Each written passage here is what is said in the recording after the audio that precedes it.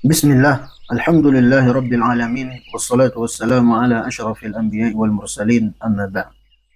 Kaum muslimin yang mudah-mudahan dimuliakan dan dirahmati oleh Allah Azza wa Jalla. Di sini kita akan lanjutkan pembahasan dari surah Al-Fatihah, itu pada ayat yang ketiga atau ayat yang keempat menurut sebagian para ulama. Itu firman Allah Subhanahu wa taala, Maliki yaumiddin. Yang artinya dialah Allah Subhanahu wa taala yang memiliki hari pembalasan. Kaum muslimin yang mudah-mudahan dimuliakan dan dirahmati oleh Allah Azza wa Jalla, Malik artinya yang memiliki. Dan dalam sebagian qiraah dibaca dengan Malik, itu mimnya dipendekkan. Jadi kalau dibaca panjang mimnya itu artinya yang memiliki. Sedangkan kalau dipendekkan itu artinya yang merajai. Dan kedua-duanya adalah berhak bagi Allah Subhanahu wa taala. Maka kata Syekh Muhammad bin Shalih Al-Utsaimin, di antara hikmah adanya dua bacaan ini, itu Maliki Yaumiddin atau Maliki Yaumiddin, itu menunjukkan bahwasanya Allah Subhanahu wa taala memiliki sekaligus merajai. Karena ada sebagian orang, kadang dia raja di dunia ini, tapi dia tidak memiliki kekuasaan sama sekali, bahkan dia diatur oleh orang lain. Ada juga orang yang memiliki, namun dia bukanlah seorang raja, dan ini keumuman manusia. Nah, adapun Allah Subhanahu wa taala, maka Allah Azza wa Jalla, selain Allah Subhanahu wa taala memiliki segala-galanya, maka sekaligus Allah Subhanahu wa taala juga adalah raja bagi segala-galanya. Kemudian Yaumiddin, yang berarti hari pembalasan. Ad-din itu dalam bahasa Arab bisa berarti dua.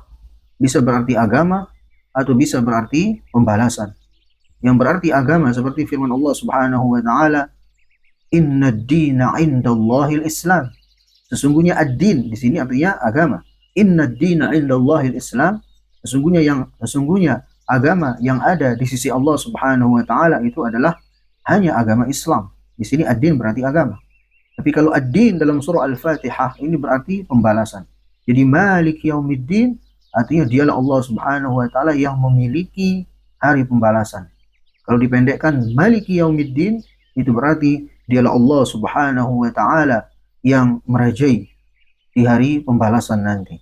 Dan ini sebagaimana disebutkan dalam Al-Qur'an surah Ghafir, bahwasanya nanti di hari kiamat Allah Subhanahu wa taala berfirman, limanil mulkul yaum.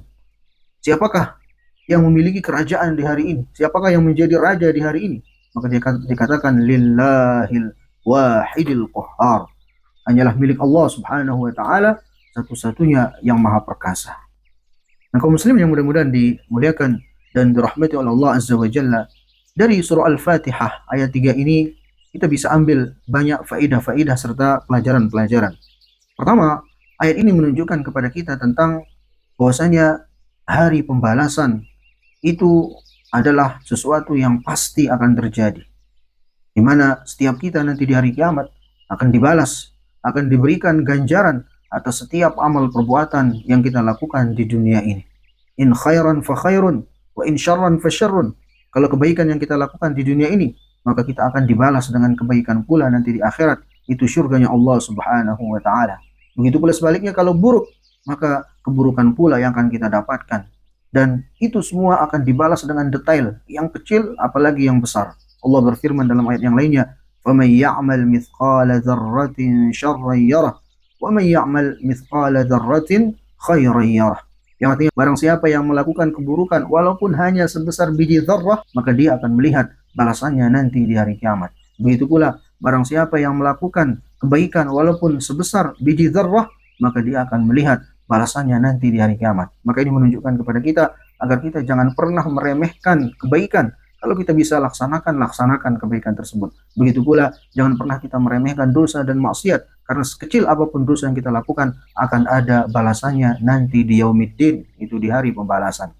Begitu pula ayat ini juga menunjukkan kepada kita bahwasanya nanti di hari kiamat yang akan memilikinya, yang akan merajainya, yang akan menjadi raja di hari itu hanyalah Allah Subhanahu wa taala satu-satunya. Mungkin di dunia ini masih ada raja-raja, tapi nanti di akhirat semua raja-raja dunia itu sudah tidak ada lagi. Yang ada hanya satu raja, dialah Allah Subhanahu wa taala Malik Yaumiddin, yang merajai dan memiliki hari pembalasan itu.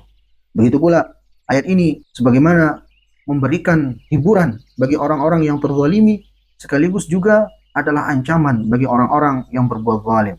Jadi mereka yang berbuat zalim, ingat, Anda yang berbuat zalim di dunia ini, ingat, nanti di akhirat Anda akan diadili oleh Zat yang Maha Adil, itu Allah Subhanahu wa taala. Semua kezaliman-kezaliman yang Anda lakukan di dunia ini akan ada balasannya, akan ada pertanggungjawabannya nanti di hari kiamat. Semuanya akan dibalas. Anda akan dituntut oleh orang-orang yang Anda zalimi di dunia ini. Bahkan bisa jadi kezaliman Anda itu akan menjadi bumerang bagi Anda, akan menjadi sebab Anda merugi nanti di hari kiamat. Karena Anda akan membayar kezaliman-kezaliman yang Anda lakukan di dunia ini dengan pahala-pahala yang Anda miliki.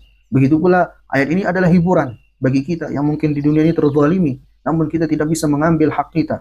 Mungkin karena kita tidak bisa menyewa pengacara sehingga kita kalah ya di pengadilan. Hendaknya kita bersabar bahwasanya nanti di akhirat akan ada saatnya semua hak-hak kita akan diberikan oleh Allah Subhanahu wa taala, dan itu dalam bentuk pahala-pahala dari orang yang menzalimi kita akan diberikan kepada kita, di mana pada saat itu tidak ada sesuatu yang paling kita butuhkan selain dari pahala itu sendiri.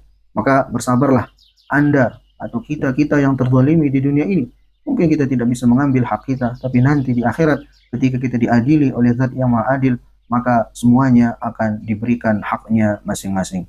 Demikian, mudah-mudahan sedikit ada manfaatnya. Assalamualaikum warahmatullahi wabarakatuh.